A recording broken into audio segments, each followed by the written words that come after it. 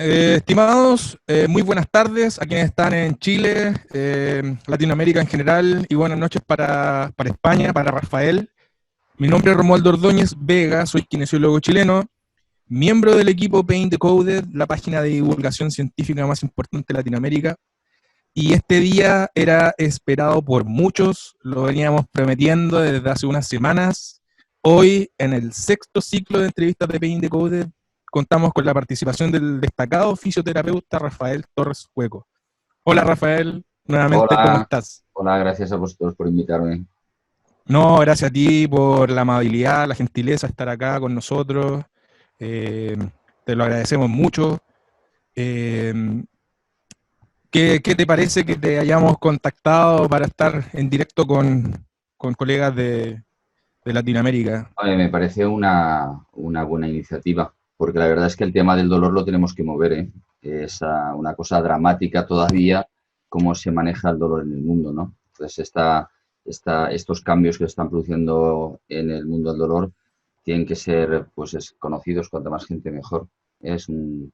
Lo que está ocurriendo a nivel mundial es dramático, ¿no? Desde la epidemia que lleva ya décadas sufriendo Estados Unidos con el abuso de los opioides, pues al avance de la medicina intervencionista que finalmente deja que haya mucha gente en el camino muy deteriorada.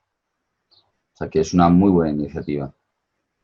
Sí, yo igual concuerdo con lo mismo, o sea, creo que dentro de las cosas buenas que está dejando la pandemia, de alguna manera nos ha permitido, ¿cierto?, acercarnos colegas de distintas partes, compartir experiencia, conocimiento.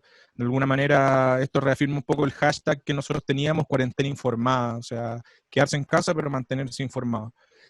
Rafa, tú ya has visto que los asistentes han puesto en el chat desde donde nos están viendo, así que darle las gracias también a ustedes y a Rafael por hacer esto posible, porque si no fuese por ustedes y su interés, su motivación, no estaríamos a esta hora conversando con un gran colega, destacado, un crack, como se dice. Así que eso. Ya, bueno, vamos a presentar a nuestro invitado de hoy. Rafael Torres Cueco es graduado en fisioterapia, licenciado en antropología social y cultural, profesor titular de la Universidad de Valencia, doctor en neurociencia, instructor de Neuro Orthopedic Institute, presidente y fundador de la Sociedad Española de Fisioterapia y Dolor, cofundador del Grupo de Interés Especial en Dolor de la World Confederation for Physical Therapy. Y además, Rafael es autor de 4 libros sobre columna cervical y también ha traducido libros como Explain Pain y coautor en varios estudios científicos. Además, ha sido el introductor en España de la educación en neurociencia y del abordaje biopsicosocial en el tratamiento del dolor. Y su área de investigación actual se centra en biomarcadores en neuroimagen en pacientes con dolor crónico. Además, imparte formación de posgrado en distintas universidades sobre abordaje clínico del dolor de la columna vertebral, las disfunciones de los trastornos temporomandibulares, dolor orofacial y el abordaje del dolor crónico a partir de los avances en neurociencia y del paradigma biopsicosocial. ¿Estuvo bien la entrevista? ¿Se me quedó algo en el tintero, Rafael? No, no, no, ya es demasiado, es demasiado. Ya, La mejor definición de lo que soy yo es un clínico. Me dedico al dolor, me apasiona el tratamiento de los pacientes y aunque hago investigación, porque hago y tengo que hacer, estoy obligado a ello, realmente donde disfruto es en la consulta con pacientes con dolor. Y es a lo que llevo 20 años dedicándome, desde que empecé. súper. Eso es lo más importante, dentro de todo, nunca dejamos de ser clínicos. Y eso es importante, llevar lo que leemos también a la práctica clínica.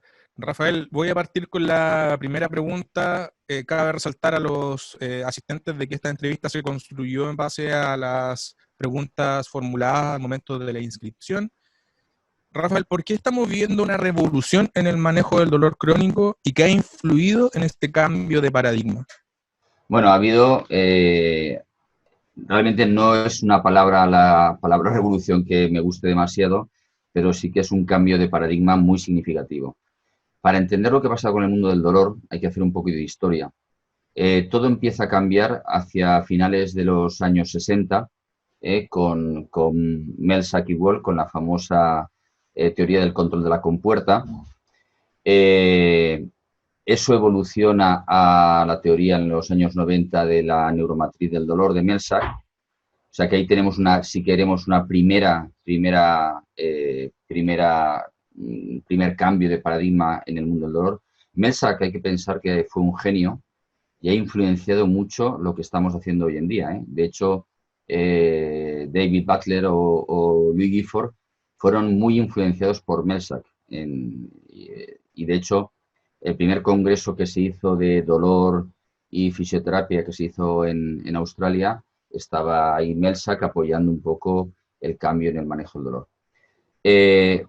Bueno, esa diríamos fue un primer cambio. El segundo fue cuando se empezaron a descubrir los mecanismos moleculares de la memoria con Eric Kandel, por el que recibió un premio Nobel. También como cuando Bliss y Lomo describieron en el año 73 los mecanismos de aprendizaje y los mecanismos de potenciación a largo plazo. Y finalmente ya cuando en el año 83 Clifford Wolff describe los cambios moleculares asociados a la sensibilización central. Eso fue, diríamos, la primera, diríamos, la segunda revolución que hubo. Y evidentemente en el mundo del tratamiento, en el área del tratamiento, fue lo que comenzó a hacer ya hace 20 años David Butler, que fue empezar a utilizar, seguramente muy influenciado por Louis Gifford, empezar a utilizar la educación en dolor como una estrategia terapéutica. De hecho, hoy en día, yo siempre lo cuento, Ryan Cormack habla de que se ha creado una nueva generación de terapeutas que somos educadores. Lo que nos caracteriza es que somos educadores. Pero con todo, este cambio de paradigma no se ha universalizado, ni muchísimo menos, en absoluto. Que va. El mundo del dolor es, como he comentado hace un momento, terrible, terrible. Se sigue haciendo una medicina tremendamente intervencionista y además muy ignorante. Se entendió mal lo que dijo en su día John Bonica. Recordemos que John Bonica fue el que creó la primera unidad del dolor a nivel mundial, el que creó la Asociación Internacional para el Estudio del Dolor y el que hizo que se empezara a salir la primera edición de la revista Pain. John Bonica dijo una frase que ha sido muy mal entendida. El dolor ya no es la consecuencia de una enfermedad, sino que el dolor es la enfermedad en sí misma. ¿Eso qué significa? Pues que en el mundo de la medicina ya no se intenta saber el porqué del dolor ni los mecanismos implicados, sino lo que se hace es matar el dolor. Entonces, en las unidades del dolor lo que se dedican es a matar el dolor. Con fármacos, evidentemente el fármaco estrella siguen siendo los opioides, y con técnicas intervencionistas. En España vivimos mucho la influencia americana y bueno, todos los pacientes con dolor crónico cuando caen en una unidad del dolor ya saben que van a recibir infiltraciones, radiofrecuencias, etcétera. O la implantación de estimuladores medulares. O sea que esta revolución de la que estamos hablando y este cambio de paradigma evidentemente no se ha universalizado, ni muchísimo menos que va. Súper. ¿Qué opinas con respecto a la nueva definición entregada por la IAS en cuanto al dolor? No sé si tuviste la oportunidad de revisarla, que la verdad pasaron muchos años y tiene un par de salvedades. Bueno, en la IAS hay mucho movimiento últimamente. Por un lado está la redefinición del dolor, hay dos definiciones, la de Amanda de Williams y la de Quinter. Y bueno, se ha incluido además de los componentes somatosensorial y emocional, los componentes cognitivos y sociales. Bueno, pues está bien. Bueno, pero desde luego es insuficiente porque, como dice Gerta Flor, a lo mejor clínicamente nos ha sido muy útil durante años hablar de dolor crónico, diferenciar entre dolor agudo y dolor crónico, pero mientras no abordemos los mecanismos no sabemos de qué estamos hablando. O sea, no sabemos de qué estamos hablando. Cuando alguien me dice dolor crónico, yo le pregunto, bueno, ¿y usted de qué está hablando? De dolor crónico. Por eso es muy importante abordar en los mecanismos. ¿Cuál es el problema? Pues, por ejemplo, con la nueva clasificación del dolor crónico de la IAS aparece el término dolor crónico primario. Creo que lo conocéis, ¿no? Las categorías de dolor crónico recientes de la IAS está la de dolor crónico primario. Pero la visión de la IAS es ser muy, diríamos, aséptica. Es decir, dolor crónico primario es un dolor que no sabemos por qué es, pero que es una situación clínica frecuente, lo padecen muchos sujetos y no hay ninguna causa evidenciable, pero de momento no podemos saber lo que es. Es un dolor crónico sin causa conocida, ¿vale? La otra cosa que está ocurriendo en la IAS, insisto, hay mucho movimiento actualmente, es la aparición de un tercer descriptor mecanicista. Yo creo que lo conocéis todos, ¿no? Hasta el año 2008, todos los pacientes que tenían un dolor crónico, que no se sabía muy bien cuál era la causa, pensemos en pacientes con dolor orofacial crónico, con migraña crónica, dolor pélvico crónico, bueno, pues todo ese grupo de pacientes se metían dentro de lo que se llamaba dolor neuropático central. Entonces era un follón, porque ahí en dolor neuropático central, por un lado estaban los pacientes que tenían un dolor, por ejemplo, talámico tras un ictus, es decir, con una lesión del sistema nervioso central, y una gran mayoría de pacientes que tenían un dolor complejo y demás, pero que se desconocía los mecanismos fisiopatológicos. Bueno, 2008, gracias a Dios, en la Congreso de Glasgow, la IAS decidió que había que clarificar el concepto de dolor neuropático y cambió la definición. Y ese cambio de definición supuso que todo, cuando no se pueda demostrar que haya una lesión del sistema nervioso periférico central, ya no se puede hablar de dolor neuropático. Yo he estado peleando en muchos congresos donde al paciente que no se le entendía, no, eso es dolor neuropático central. Bueno, actualmente ya no es admisible. Y entonces, claro, ¿qué ha pasado? Pues del 2008 hasta ahora, pues hasta el 2016, no sabíamos dónde meter, o la IAS no sabía en qué categoría meter a esos pacientes.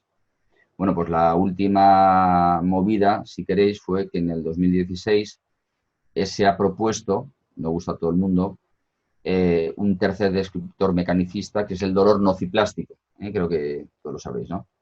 Yo recuerdo que hace un par de años estábamos con Mark Jones acabando el capítulo de Clinical Reasoning y de repente los autores recibimos un correo urgente diciéndonos que cuando habláramos de dolor crónico tendríamos que cambiar el término por nociplástico, urgentemente. O sea, cada vez que hablábamos de dolor por sensibilización central, teníamos que cambiarlo por dolor nociplástico.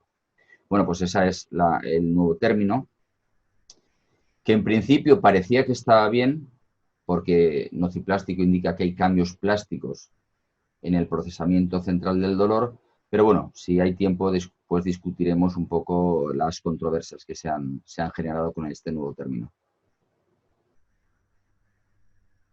Bueno, la IAS se mueve, pero con todo sigue siendo muy aséptica. Todavía hay dificultad para reconocer que exista un dolor que esté en el cerebro y que lo provoque el cerebro. De hecho, personalidades como Fernando Cerveró, el único español que ha sido presidente de la IAS, yo lo he oído decir públicamente en un congreso hace un par de años, que a lo mejor dentro de unos años descubrimos la causa de la fibromialgia, cuando pareciera que no está claro que la fibromialgia, como el colon irritable o el dolor pélvico crónico o el dolor facial atípico, son entidades que emergen de un cerebro, que emergen directamente del cerebro sin necesidad de nocicepción. Súper interesante. O sea, de hecho, si quieres desarrollar el concepto del dolor nociplástico ahora, ¿podrías comentar algo con respecto a eso? Sí. Si tenemos tiempo. En la reunión de la Sociedad Española del Dolor, hace 2 años, me pidieron que hablara sobre los pros y contras del término dolor nociplástico. En principio, a favor que tenemos, que empieza a reconocerse que hay que hablar de un dolor sin daño evidente. O sea, ese es algo positivo. Pero el problema del término nociplástico es que en la definición se reserva exclusivamente para aquellos pacientes que tienen signos o síntomas sugestivos de afectación del sistema nervioso, es decir, que tienen alodinia, hipersensibilidad, etcétera, que tienen un dolor de carácter urente, quemante, ardiente, etcétera. Es decir, aquellos pacientes que en su descripción del dolor parece que tengan un dolor neuropático, pero no hay evidencia de que lo haya. ¿Cuál es el problema? Que hay muchos cuadros de dolor complejo, de dolor que está en el cerebro, de dolor sin daño, que no tienen esas características del dolor neuropático. Entonces, ¿qué hacemos con esos pacientes? ¿Qué hacemos con el paciente que tiene una cefalea tipo tensión crónica o una cefalea crónica de novo? ¿Qué hacemos con el paciente que tiene un dolor orofacial complejo y no lo describe como un dolor quemante o como corriente eléctrica? ¿Qué hacemos con el paciente con dolor lumbar crónico, dolor en los glúteos? Ya no entra, según la definición, en la categoría de dolor nociplástico. Entonces, todavía no hay una categoría específica para dolor sin nocicepción relevante. Ese es el problema que hay. O sea, ha habido cambios en una buena dirección, pero todavía parece que hay reticencia a finalmente afirmar lo que ya dijo Melsack. Melsack en el año 90 habló de dolor crónico como memoria somatosensorial que está en el cerebro. Eso lo dijo Melsack y lo publicó. En su explicación del dolor de miembro fantasma es que el cerebro genera una memoria somatosensorial, una memoria de dolor, y está en el cerebro y punto. Y no hace falta ir a buscar ni a discutir si hay fuente nociceptiva o no, porque claramente ya no está. Y a raíz de eso, Rafa, ¿es suficiente lo que sabemos ahora para tratar a las personas con dolor crónico? ¿Cuál es tu postura con respecto a eso en base a lo que recién estás comentando? Hombre, vamos a ver, vamos a ver. Realmente, desde un punto de vista terapéutico, lo que estamos haciendo es absolutamente alucinante. Es decir, o sea, tanto yo como los que trabajan de forma similar, insisto, yo no me lo he inventado esto, ¿eh? Yo me eduqué con David Butler, he recorrido muchas unidades del dolor en Inglaterra y en Australia, entonces no me lo he inventado yo lo que hago, ni mucho menos, pero ciertamente lo que estamos haciendo es absolutamente alucinante. Es decir, tratamos pacientes con dolor crónico, complejo, severísimo, discapacitante y de años, y se resuelven en muy poco tiempo, de forma sorprendente. Lo cual no nos dice no que seamos terapeutas excepcionales, sino que el cerebro es impresionante. La capacidad del cerebro para cambiar es impresionante. El cerebro está cambiando y tiene una posibilidad de cambiar extraordinaria. Lo único que hacemos es facilitar al cerebro a que opere ese cambio, nada más. Exactamente, y de eso también como profesionales, kinesiólogos, fisioterapeutas, eso reafirma de que la profesión, más bien nosotros no somos curanderos ni sanadores de enfermedades, sino que somos un agente de cambio y somos también un facilitador. Y como dices tú, muchas veces el lenguaje, de hecho después te quiero preguntar sobre eso, juega un rol importante, la educación en neurociencia, el mensaje que transmitimos para a lo mejor cambiar la percepción de amenaza de nuestro cerebro juega un rol importante. ¿Es posible prevenir el dolor crónico, Rafael? Bueno, con todo después hablaremos un poco de los avances sobre los fenómenos de la conciencia y del dolor, que yo creo que es la última revolución, ¿no? Bueno, es una pregunta un poco compleja. A ver, prevenir el dolor. Lo primero que hay que decir es que ninguno de nosotros estamos libres de padecer un dolor crónico. Ninguno, ni el más chulo ni el más puesto. De hecho, yo siempre digo que estoy convencido que el 90% de la población en algún momento de su vida ha experimentado algún dolor de tipo complejo. Yo también tuve unos años donde tuve un dolor extraño. Mi arte de ir a médicos y no me daban ninguna solución. Es decir, que el dolor crónico lo podemos padecer todos.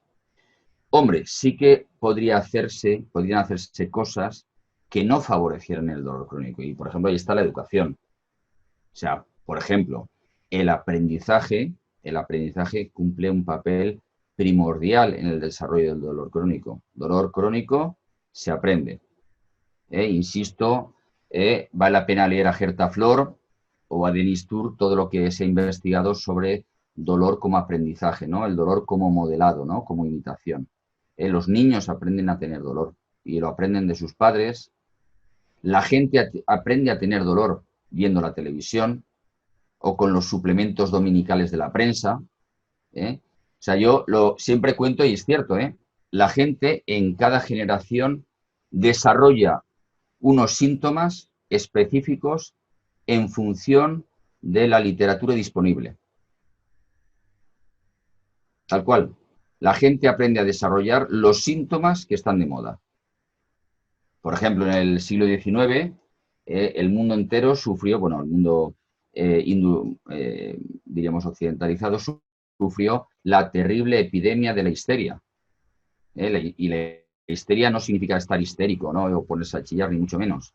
Ni tenía solamente la aparición en las mujeres, sino cuando leemos descripciones de la histeria de aquella época, pues son descripciones de fatiga crónica, dolor generalizado, discapacidad equivalente a a los síntomas de muchos de nuestros pacientes. O sea, que ciertamente es necesario educar a la población para que no desarrolle dolor crónico. Pero prevenir del todo, ese término, vamos, es un poco complicado, que se pueda prevenir del todo el dolor crónico. Sí tener sí generar una sociedad menos dolorosa. Claro, es que ha habido mucho cambio cultural en el mundo médico y entonces la medicina ya es casi, nos tiene que generar un bienestar. A la medicina se le pide no ya que nos cure la enfermedad, sino que nos genere un bienestar.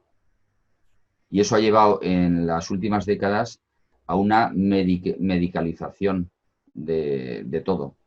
Hoy estar deprimido es una enfermedad, que te deje la novia es una depresión y se tiene que tratar con fármacos, cuando es un conflicto humano que uno debe aprender a dirimir o a resolver, ¿no? Entonces, estamos sufriendo una auténtica medicalización de la experiencia humana, de la existencia humana. Y lo otro también, por lo general, nuestra capacidad de afrontamiento, por lo general, tiende más hacia las modalidades pasivas, por sobre lo que es activo. Hay poco empoderamiento en realidad. Yo te lo digo igual que te lo comento por la población con la cual trabajo. O sea, la gente está acostumbrada a eso, a que reciban el medicamento o esperar la bala mágica.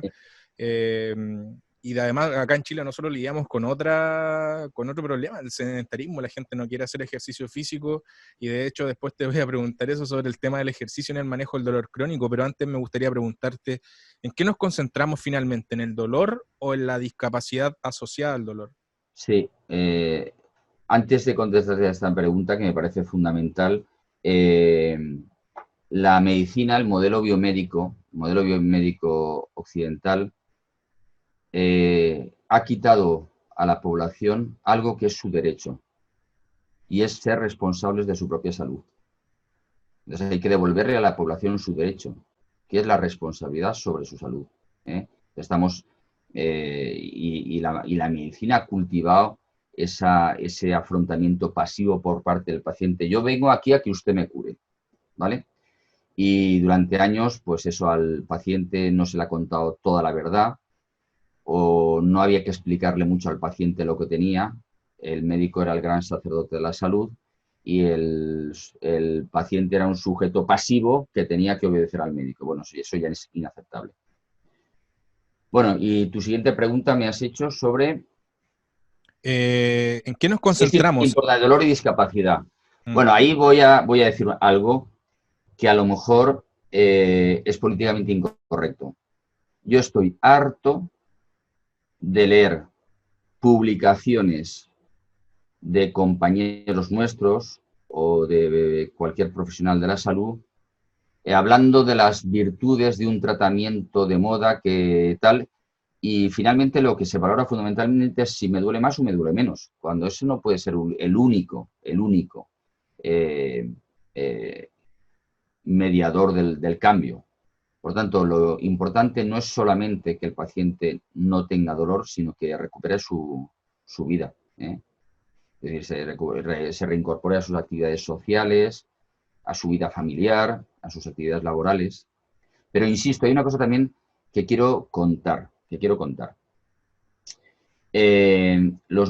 Cuando se habla de modelos multidimensionales, de unidades del dolor, yo he tenido, pues eso, he tenido que vivir y a veces padecer muchos programas de dolor multidisciplinar, y hay un mensaje que está haciendo daño, y es que al paciente se le dice que el dolor ya no es el problema, sino que el problema es, o sea, el objetivo es su calidad de vida. Yo he estado en unidades del dolor donde al paciente le decía, mire, yo del dolor no nos vamos a ocupar mucho, sino de que usted recupere su calidad de vida. Y a mí eso me parece un insulto, porque el paciente que tiene dolor, lo que está limitando su capacidad de vida es el dolor intolerable que está sufriendo. ¿Cómo podemos decirle a un paciente que el dolor no es el primer objetivo? El dolor es un objetivo absolutamente relevante, ¿eh? Y además, en muchas publicaciones ya se dice, cero, no, el dolor ya no es el objetivo, ya no debemos preocuparnos tanto del dolor, sino de la calidad de vida. No, no, no. En un abordaje del paciente con dolor crónico, un objetivo primordial es librar a los pacientes del dolor, ¿eh? Porque además se puede, ¿eh? O sea, además se puede, ¿eh?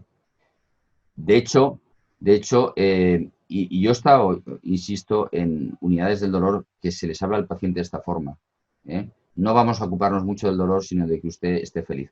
Hay una cosa que dice Lorimer que a mí me gusta mucho, y es, durante años se le ha dicho a la población con dolor que se les iba a ayudar a vivir mejor con dolor, cuando habría que empezar a decir ahora que vamos a ayudarle a que usted viva mejor sin dolor. Ese es el cambio de paradigma, ¿eh? Y de hecho, los que dicen que el dolor no se puede curar o no puede desaparecer, realmente es que parece que no entiendan nada. Vamos a ver, cuando la realidad nos dice que hay fenómenos que no explica el modelo biomédico, pero que son absolutamente contundentes.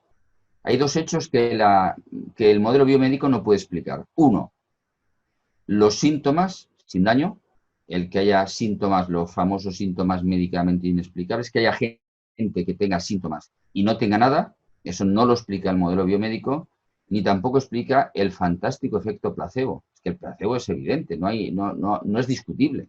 Es decir, si un placebo puede revertir el dolor de un paciente, ¿cómo no puede revertir el dolor del paciente cuando al cerebro se le convence de que tiene que dejar de producir dolor?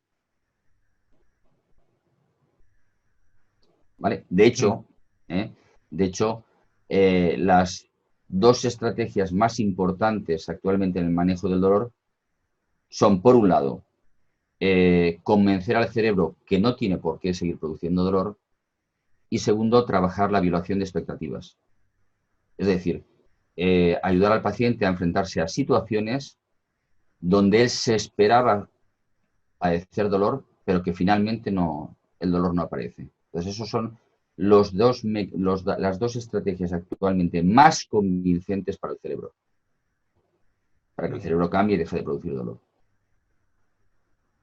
Sí, bueno, hay casos, y de hecho lo están comentando acá en el chat, por ejemplo, los pacientes con tendinopatías, se les dice eso, de que hay que privilegiar el tema de la función y no tanto el tema del dolor muchas veces, o también se extrapola a otras condiciones clínicas. No, Entonces, ¿tú no estás de acuerdo con eso? a ver, yo conozco a Jill Cook mucho porque yo soy su traductor cuando vine a España. Jill Cook ha venido todos los años, hasta este año pasado que tuvo un problema de salud, ha venido todos los años a la Universidad de Valencia a dar su curso de tendinopatías. Jill Cook no dice eso, ¿eh? Jill Cook, su campo de actuación es el tendón. Y de hecho, su visión del tendón está perfectamente avalada por la evidencia y su abordaje terapéutico es excepcional. Es decir, sin embargo, claro, cuando trabajamos el tendón y lo colocamos en carga, lo que estamos trabajando para remodelar el tendón, y el dolor a lo mejor no es el tema más importante.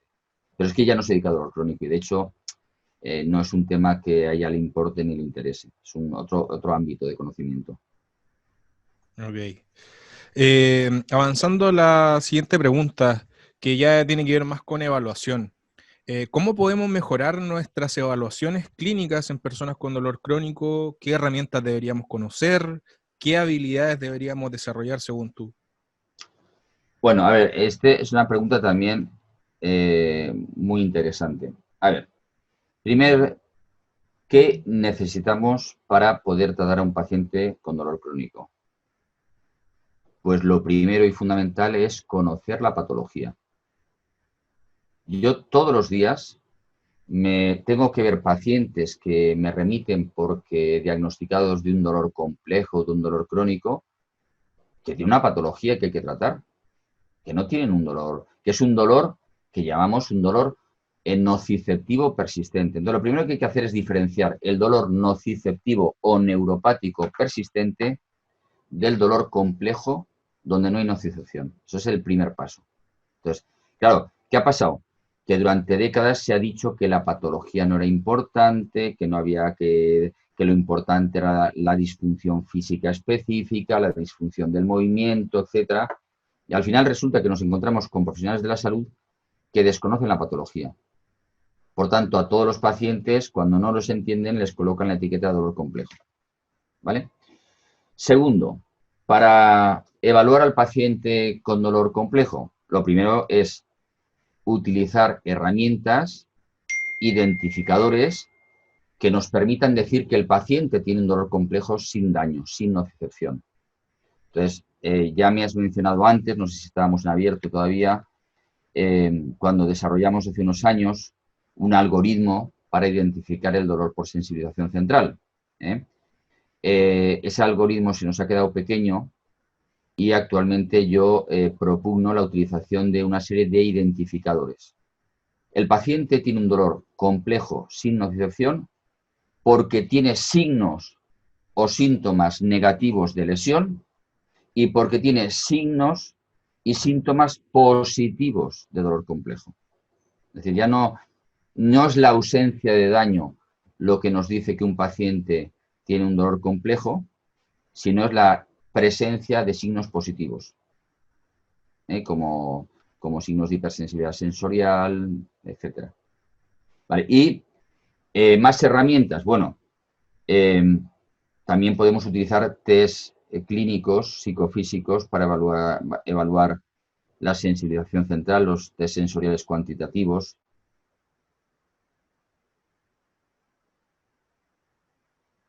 El umbral o la analgesia condicionada o el wind-up, ¿no? Sumación temporal, se pueden utilizar. Pero cuidado que si tenemos tiempo después discutiremos los pros y contras de los test sensoriales cuantitativos. No, si tenemos tiempo, así que podrías comentarlo. Bueno. Está interesante eso, la verdad. Se ha conversado. Bueno, vamos a ver. Primero, cuidado. El paradigma de la sensibilización central supuso una revolución a la hora de interpretar el dolor de los pacientes. Clifford Wolff demostró que el sistema nociceptivo puede generar una respuesta amplificada de dolor después de que haya habido la curación total de los tejidos. Eso lo demostró Clifford Wolff. O sea que la sensibilización central es una evidencia. Y evidentemente tenemos medios para evaluar clínicamente o desde un punto de vista investigador los cambios en la sensibilización central. Los sujetos que tienen sensibilización central tienen un aumento de la sumación temporal, tienen un perfil pronociceptivo porque el sistema de analgesia condicionada no funciona bien, etc. Vale, tienen los fenómenos de sumación espacial. Pero cuidado que hay muchos pacientes con dolor crónico complejo que no tienen signos de sensibilización central. Por tanto, no se puede equiparar sensibilización central a dolor crónico complejo, insisto, que significa dolor sin daño. ¿vale? Entonces, puede ser y además hay que tener una cosa, entender una cosa. Los test sensoriales cuantitativos son test psicofísicos. ¿Eso qué quiere decir? Que dependen de la respuesta del paciente. ¿Se entiende?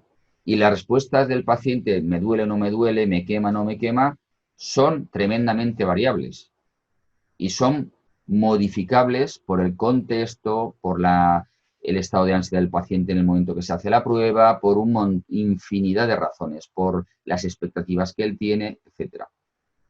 Por lo tanto, no son tan objetivos como se dice. De hecho, en el laboratorio de Lorimer me contaba que en uno de sus laboratorios, donde todo está absolutamente controladas todas las variables, un mismo paciente, entre un ensayo y otro, puede tener una variación en la intensidad del dolor de 3 puntos. Eso es una barbaridad, ¿eh? Eso es una barbaridad. ¿Eso qué quiere decir? Que la sensibilidad del paciente, la sensibilidad nuestra es tremendamente variable. Y a un mismo paciente tú le evalúas un día por la mañana y otro día lo evalúas por la tarde y su perfil somatosensorial, su sensibilidad puede haber cambiado de forma radical. Por tanto, el problema estamos utilizando esos test como si fueran algo estable, confiable al 100% cuando no lo son.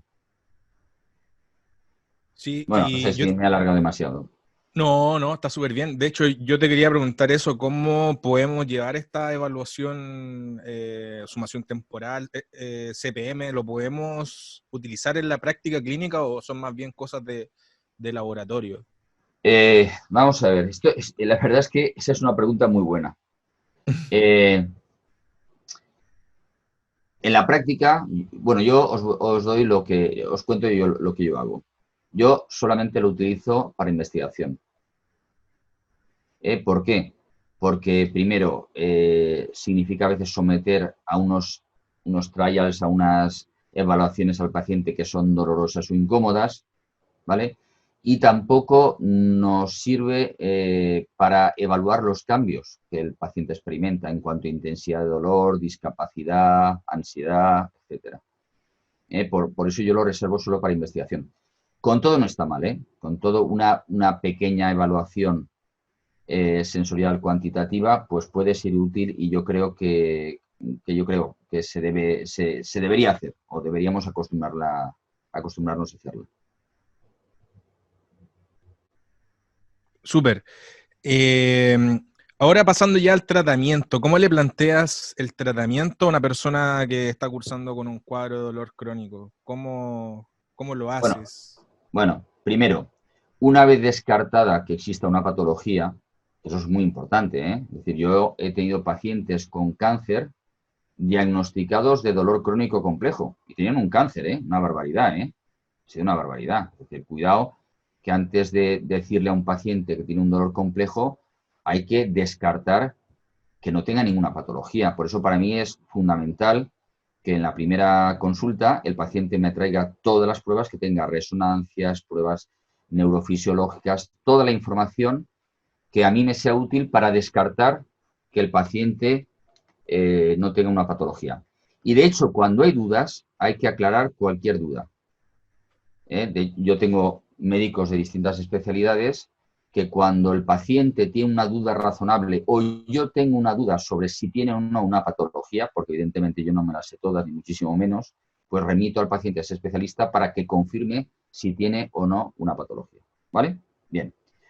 La primera parte es evaluar y cuando evaluamos tenemos que evaluar un montón de aspectos, tanto desde un punto de vista de la calidad del dolor, de intensidad del dolor, impacto emocional, como aspectos asociados desde aspectos, diríamos, emociones, ansiedad, catastrofismo e incluso experiencias previas en la infancia, aprendizaje del dolor familiar, bueno, un montón de cosas que a mí me permiten en la primera visita poder caracterizar totalmente a mi paciente. Yo cuando hago una anamnesis, y suelo dedicar una hora, realmente yo sé qué le está pasando al paciente, es que no tengo ninguna duda, en la mayoría de pacientes. Yo sé no solamente sé lo que el paciente tiene, sino que además puedo inferir el por qué ese paciente en concreto ha desarrollado un dolor crónico, en muchos de ellos. ¿Vale? Entonces, las dos estrategias ya los he comentado. La primera, convencer al cerebro con argumentos coherentes de que no hay por qué generar dolor porque no hay ningún daño. Y el segundo, estrategias de exposición para ayudarle al cerebro a reconocer que ciertamente no hay ningún dolor, para acabar de convencerlo. ¿Vale? Y entonces, de paso, voy a hablar un poco de la consciencia, que es lo que me interesa. Hoy en día, el dolor, como cualquier percepción, es un fenómeno de la consciencia. La percepción requiere consciencia. No hay dolor, no hay ninguna percepción si no hay consciencia. ¿Eh? ¿Y cómo entendemos hoy el día el cerebro? Pues nos sirven muy bien los modelos bayesianos, el teorema de Bayes. Nuestro cerebro es un cerebro predictivo. Entonces nuestro cerebro está haciendo predicciones. Y en cuanto al dolor, el cerebro tiene que establecer una predicción. ¿Estoy sano o estoy enfermo? Y para llegar a esa hipótesis que hace el cerebro, pues el cerebro utiliza la información de entrada de su sistema somatosensorial y sobre todo la hipótesis a priori, la expectativa del cerebro. ¿Vale? Entonces, el paciente con dolor crónico, ¿por qué tiene dolor crónico? Porque su cerebro está convencido de que está justificado el tener dolor. Está justificado, es lo propio, lo adecuado tener dolor. Por eso, cualquier información entrante periférica sirve para que el cerebro confirme que es cierta su hipótesis de que debe haber dolor. Entonces, ¿cuál es el primer abordaje?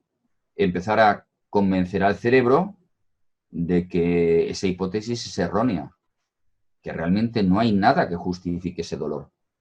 Entonces, yo siempre hago una broma y a la gente le pregunto, y te lo voy a preguntar a ti, Romualdo, si te parece bien. Sí. ¿Tú te consideras muy emocional? Sí. Pues mira, te tengo que decir una cosa, Romualdo, lo siento. Tu perro es más emocional que tú. Chuta, no tengo Muchísimo. perro. Bueno, o gato, muchísimo más emocional que tú. Este mensaje se lo doy a mis pacientes continuamente. ¿Por qué? Porque es verdad.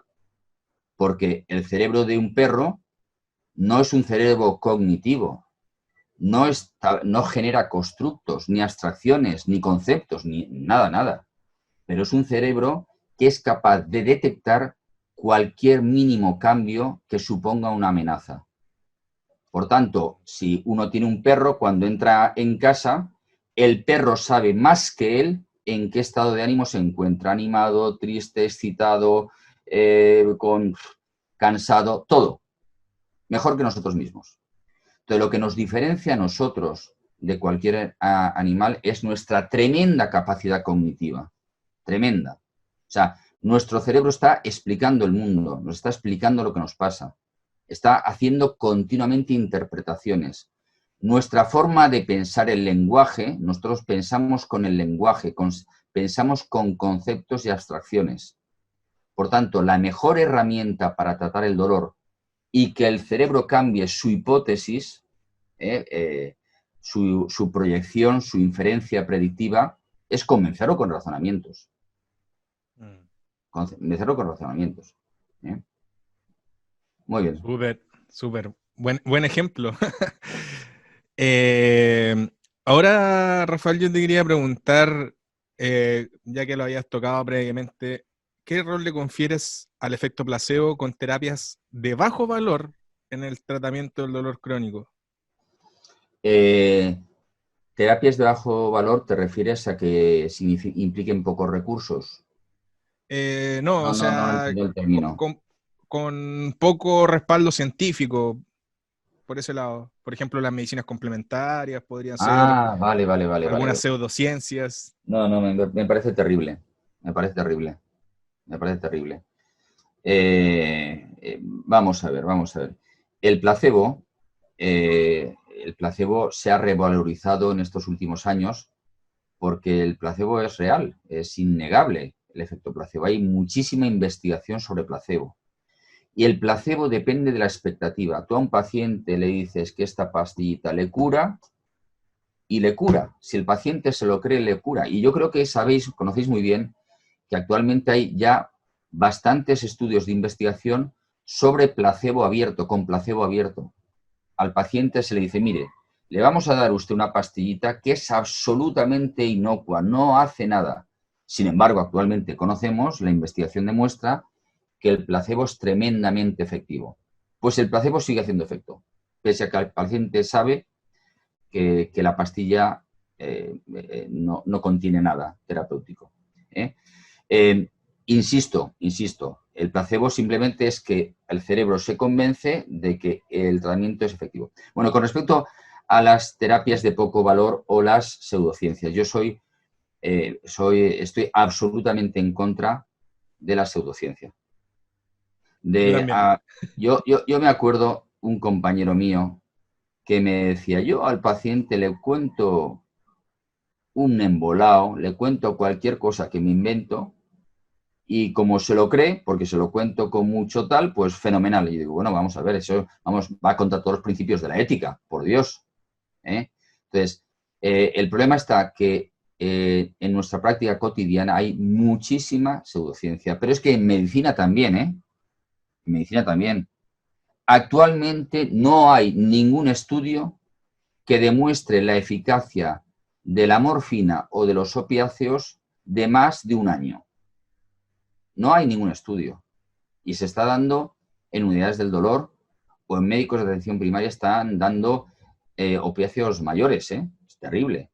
O no hay ninguna evidencia de la utilización de técnicas intervencionistas. O sea, eso está publicado, Yo lo cuento cientos de veces. Y además, ciertos grupos han replicado los estudios este año pasado. Las técnicas intervencionistas, el efecto placebo supera el 80% de su efecto. Es una barbaridad, Y estamos hablando de infiltraciones, estamos hablando de utilización de radiofrecuencia, estamos hablando de cirugía ablativa incluso, de barbaridades de la utilización de estimuladores de raíces sacras o medulares, cuando no hay ninguna evidencia, Ni siquiera hay evidencia de la utilización de la estimulación con corriente eléctrica directa ni de la estimulación magnética transcraneal. No hay evidencia, Y sin embargo están absolutamente de moda actualmente, Bueno, nada de pseudociencia. Nada de pseudociencia. No es admisible. Ni fascias, ni cosas que toda la vida hemos pensado y nos las creíamos, el dolor miofascial, los puntos gatillo, en fin, ya es hora de cambiar. O sea, ya es hora de cambiar.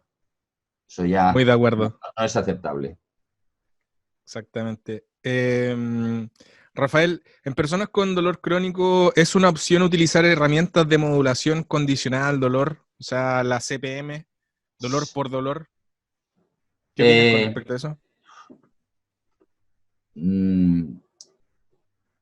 ¿Puede ser contraproducente?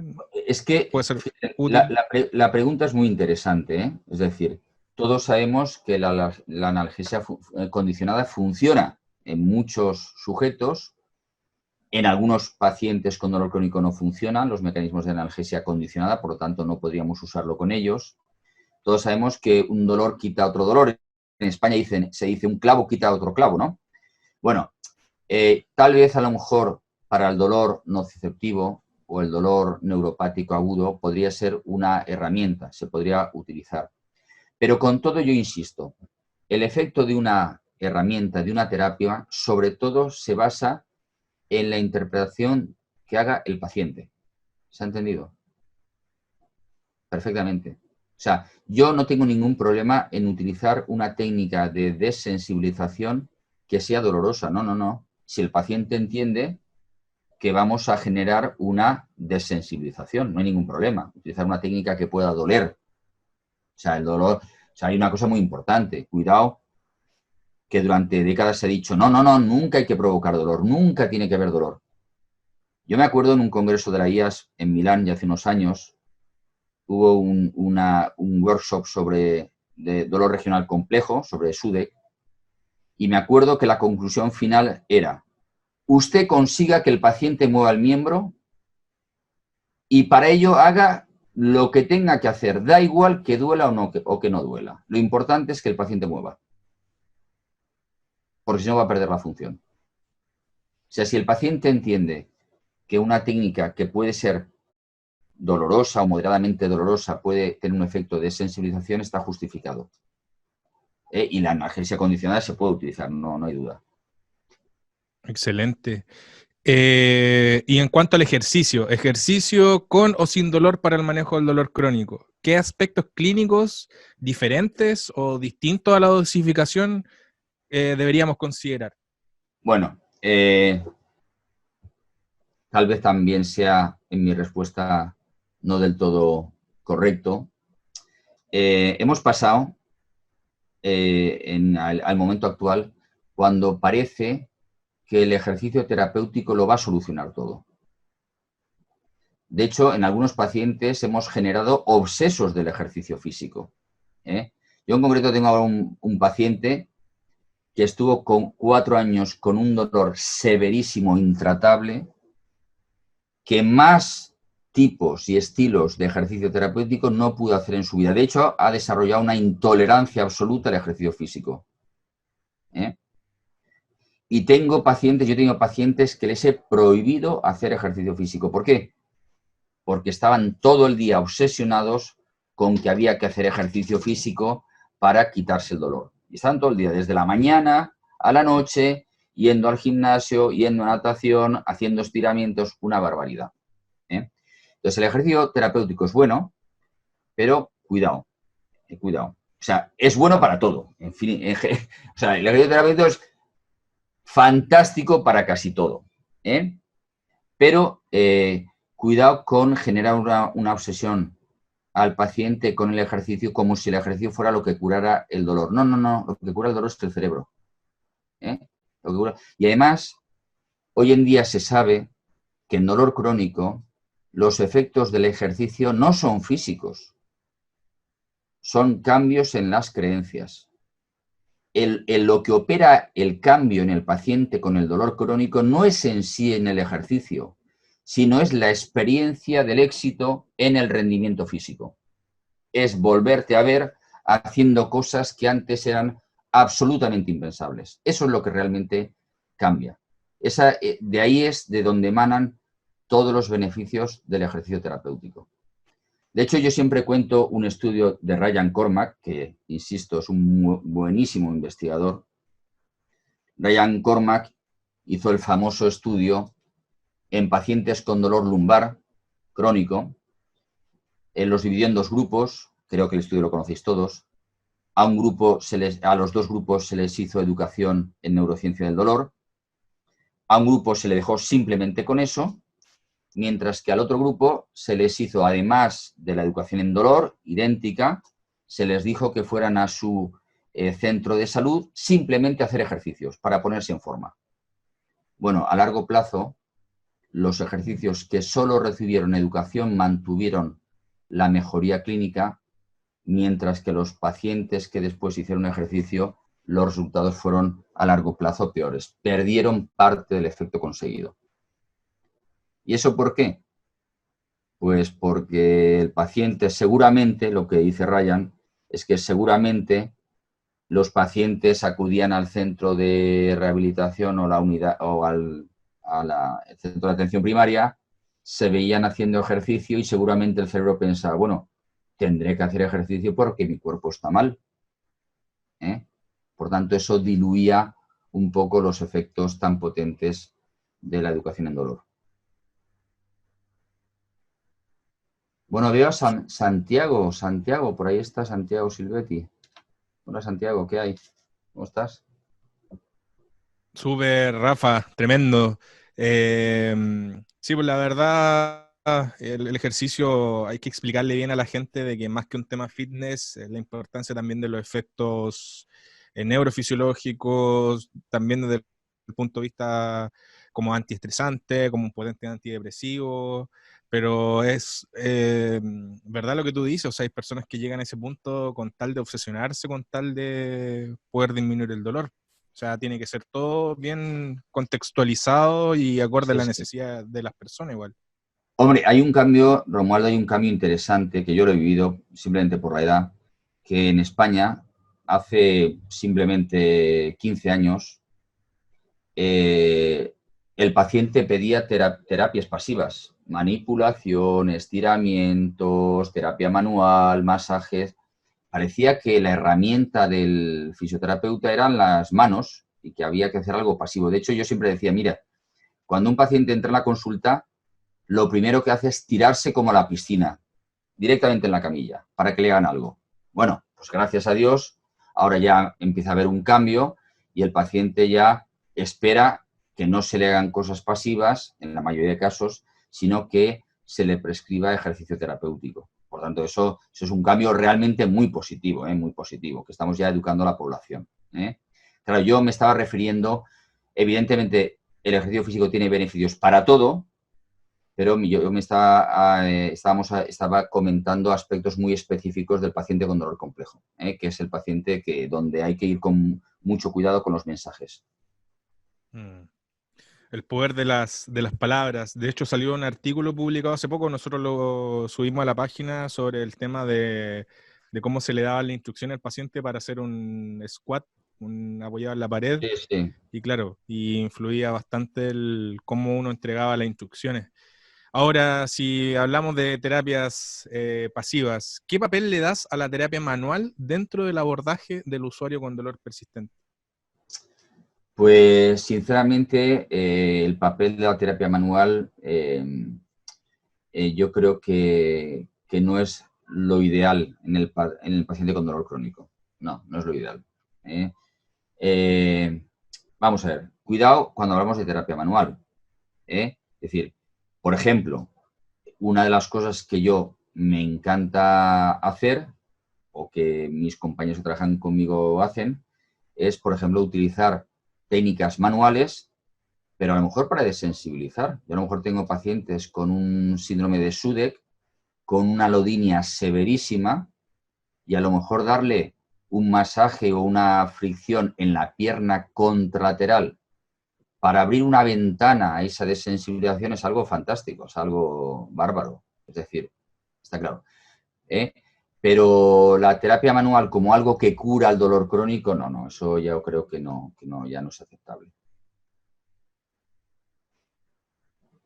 Súper. Y en el contexto actual que estamos viviendo a nivel mundial, ¿qué rol juegan las tecnologías en el manejo del dolor crónico? ¿Qué opinas de lo que es la telerehabilitación, que ahora se está haciendo harto por el tema que estamos viviendo como crisis sanitaria? Bueno, a ver, es una pregunta amplia. O sea, por ejemplo, eh, yo siempre cuento que el error durante décadas ha sido pensar que el dolor crónico se curaría con nuevas técnicas diagnósticas, nuevas técnicas terapéuticas, y es un error, no es así.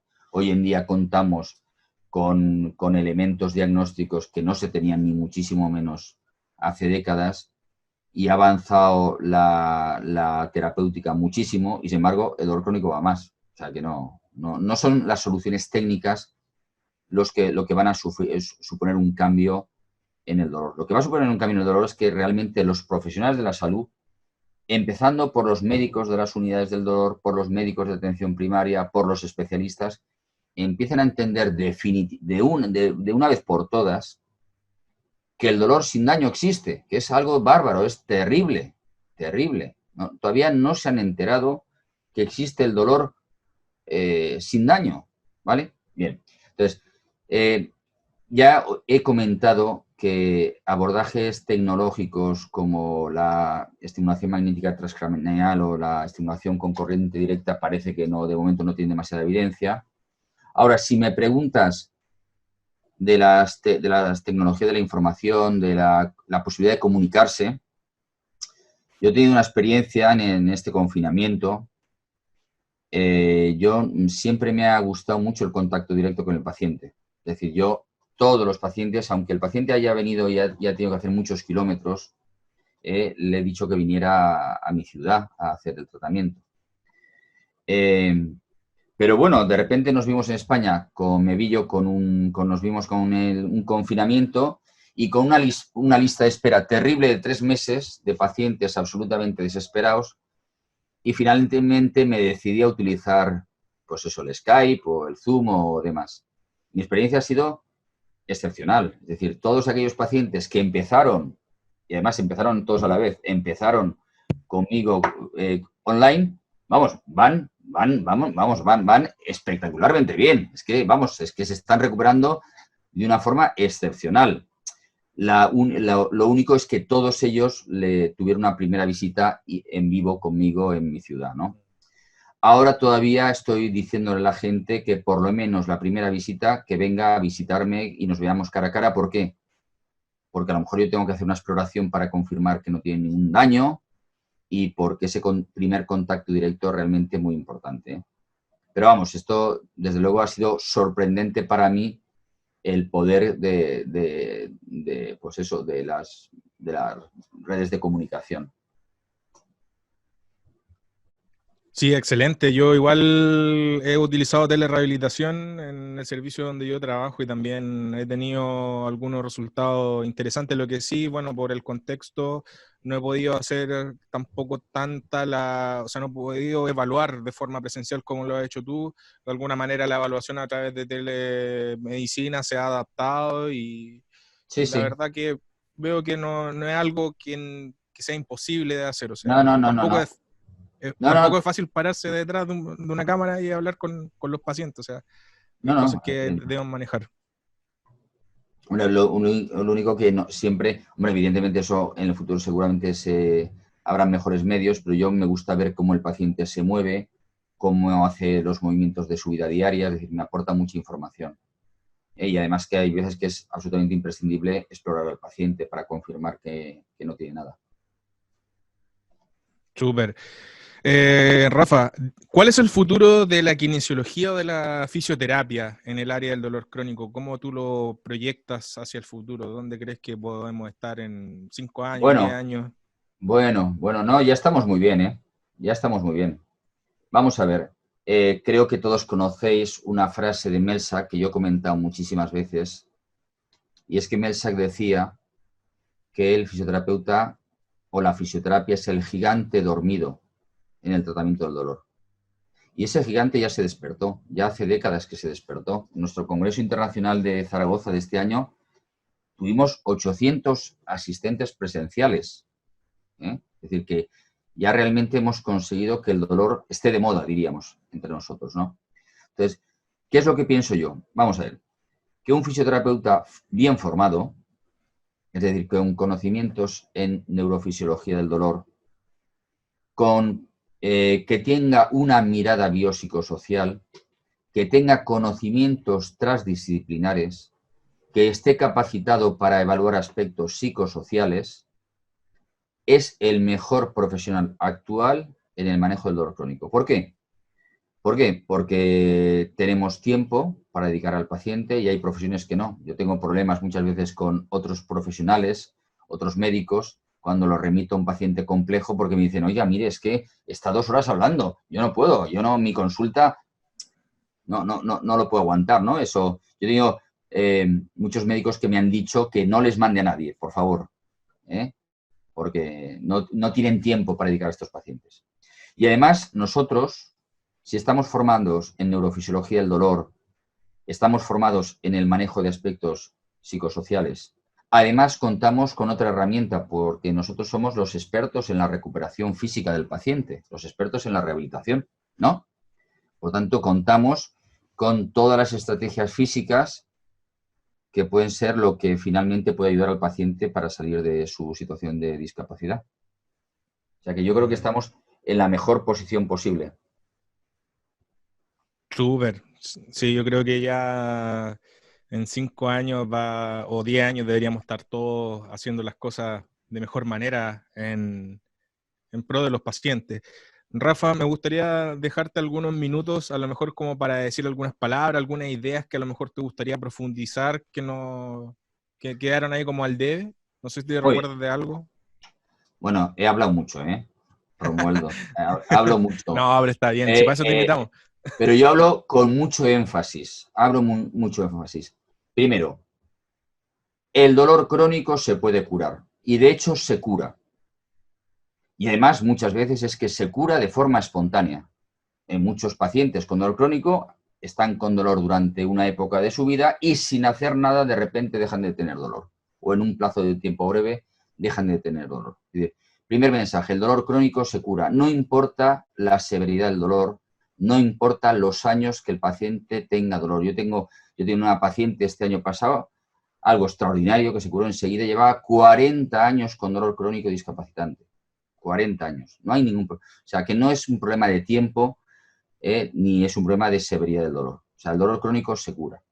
Y tenemos que empeñarnos todos en educar a la población y a otros profesionales de la salud de que el dolor complejo, es decir, el dolor sin daño, existe. ¿Eh? Y como nos ha tocado a nosotros, porque los que empezaron con esta, diríamos, esta revolución en parte han sido de nuestra profesión, debemos empezar a educar a traumatólogos, ginecólogos, dermatólogos, urólogos, coloproctólogos, etcétera, de que existe el dolor sin daño y que eso se puede curar. Y que es hora que le digamos que dejemos de decirle al paciente que solo se trata de que ayudarle a mejorar su calidad de vida, que esté menos ansioso y depresivo porque tiene dolor. No, hay que decirle que se puede, como ya comentaba antes, que se puede empezar a vivir muy bien sin dolor. Súper, tremendo, tremendo. No sé si estás bien corto de tiempo, me refiero, por No, ejemplo, hay alguna... he estado trabajando todo el día delante del ordenador, ahora ya aquí ya es de noche, ya son las 10 de la noche y no, ahora ya no pienso seguir trabajando. Ah, ya. O sea, me refería como para contestar algunas preguntas del público a lo mejor, por eso te lo consulto. Por ejemplo, hay una que me pareció buena. Dice, la voy a buscar, dice... Me gustaría saber tu opinión sobre el binomio dolor-sufrimiento. ¿Consideras que puede haber uno sin el otro o que son entidades inseparables? A ver, evidentemente del dolor que estamos es dolor asociado a sufrimiento, ¿eh? O sea, el paciente con dolor es un paciente con muchísimo sufrimiento, ¿eh? O sea, cuando estamos hablando de dolor crónico, son dolores con un sufrimiento asociado y con un impacto en su vida personal absolutamente demoledor, ¿eh? El dolor es tremendo, es demoledor, ¿eh? Puede acabar con la vida de mucha gente. De hecho, la ideación suicida es algo tremendamente frecuente en mi práctica cotidiana. Muchos de mis pacientes han tenido ideaciones suicidas, ¿no? O sea que, ciertamente, no hay dolor que crónico complejo que se precie que no esté asociado a sufrimiento, ciertamente. Y el paciente con dolor es un paciente que está sufriendo y que encima es maltratado por el sistema, porque o bien se le mete una espiral de locura buscando a ver la causa del dolor y cómo quemamos el dolor y cómo matamos el dolor, o bien se considera que es un paciente psicosomático, que el dolor se lo inventa, que está todo en su cabeza, etcétera. O sea, el sufrimiento del paciente es tremendo porque ni sus familiares ni los profesionales de la salud se creen su dolor. Es terrible, ¿eh? Terrible. Así es. Tremendo, Rafa. Yo, la verdad, me gustaría tenerte acá 2 horas. Yo creo que a muchos nos gustaría, pero no se puede. O sea, se entiende y te agradecemos también por tu tiempo, por tu amabilidad, tremendo. O sea, la verdad, muy certero. Me voy súper contento, súper feliz.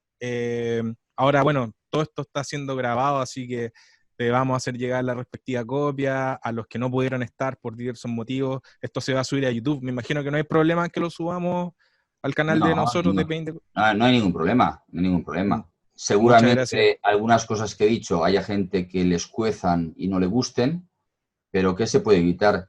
Mi vida es así. Yo muchas veces cuando me invitan a un congreso digo, pero ¿sabéis bien a quién estáis invitando? Porque es que no me voy a callar. Es que como usted diga una tontería, se lo voy a decir a la cara. Y así, ciertamente ya hay muchos sitios donde no me quieren ver, me gana muchos enemigos, pero es que es intolerable. Lo que está pasando es intolerable. Súper, yo creo que un tremendo aplauso para Rafael. Voy a tomar una foto, un pantallazo. Traten de encender, ojalá, todas sus cámaras para que Rafael los pueda ver. Tuvimos un buen número, una buena convocatoria, casi 180 personas. Yo le quiero dar las gracias al público, porque sin ellos, sin su participación, esto no hubiese sido posible, pero más aún, Rafael, tu gentileza, todo lo que es tu disposición por haber querido estar con nosotros, los colegas de Latinoamérica, hablar sobre dolor. La verdad, tus impresiones me gustaron demasiado. Y también yo que le quiero agradecer a los colegas que trabajan conmigo de Paint Decoded, al Andrés, al Iván, al Pablo, al Javi, al Matías, por apoyar. Esto no, algunos creen que es fácil armar un live, pero la verdad igual conlleva un trabajo previo. Si te fijas, yo te contacté hace tiempo, revisar las preguntas, que quedara lo más mejor preparado posible. A eso me refiero. Así que eso, buenas noches para ti, Rafa. Buenas tardes todavía acá en Buenas tardes a Latinoamérica. vosotros. Grande, Bueno, pues Rafa, un nada, abrazo. yo os felicito por esta iniciativa. Hay un cambio que se está produciendo y debemos ser protagonistas de ese cambio, debemos favorecer el cambio social. ¿Por qué? ¿Por qué? Porque el dolor es un escándalo, es una epidemia que hay que atajar. Súper. Bueno, quedas invitada para cualquier otra ocasión, si quieres dirigirte o hablar con colegas de acá de Chile. Nosotros estamos disponibles, así que Lo me mismo digo, imagino cualquier que cosa que queráis, todo lo que sea compartir información y favorecer nuestra batalla contra el dolor crónico, la otra pandemia. ahí me tendréis, ahí me tendréis. Eso sí que es una pandemia, ¿eh? Una pandemia. El dolor Así crónico es. es una auténtica pandemia. Gracias, Rafa. Un abrazo enorme. Saludo a todos los colegas que nos están viendo desde Bueno, y todos los saludo lugares a del amigos continente. míos que seguramente estarán ahí detrás, que no los he podido saludar. Nada, algunos sí que os he visto, a otros no. Nada, ánimo, mucho ánimo. Gracias, Rafa. Un abrazo para todos. Que tengan un buen fin de Gracias, Osvaldo. semana. Chao. Hasta luego. Gracias.